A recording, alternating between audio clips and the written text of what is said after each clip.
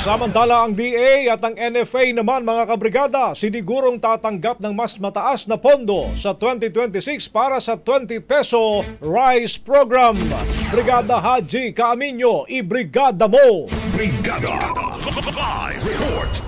Titiyakin ni Leyte 1st District Representative Martin Romualdez na maitataas ang pondo ng Department of Agriculture at ng National Food Authority sa ilalim ng 2026 National Budget. Ayon kay Romualdez, mahalagang mapondohan ng DA at NFA upang matiyak na tuloy-tuloy ang mga programa ng Administrasyong Marcos tulad ng 20 peso rice program. Hindi lamang anya dapat na maging matagumpay ang kampanyang ito, kundi maging permanenteng parte ng buhay ng mga Pilipino. Paliwanag nito, makikipag-ugnayan ng Kamara sa ehekutibo upang masiguradong magkakaroon ng tamang pondo ang DA at NFA at maitataguyod ang iba pang kailangang legislation.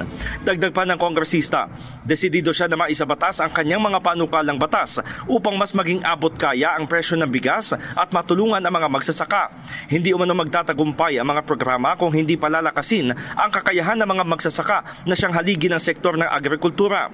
Bukod sa subsidiya, ipinunto ni Romualdez na mahalaga na mayroon ding pangmatagalang pamumuhunan, irigasyon, modernong makinarya, mga makatwirang pautang at post-harvest facilities. Una nang sinabi ng DA na target nilang umabot sa 15 million ang mga benepisyaryo ng murang bigas sa 2026, habang 60 milyon sa kalagitnaan ng 2028 sa pamamagitan ng Kadiwa at iba pang partners.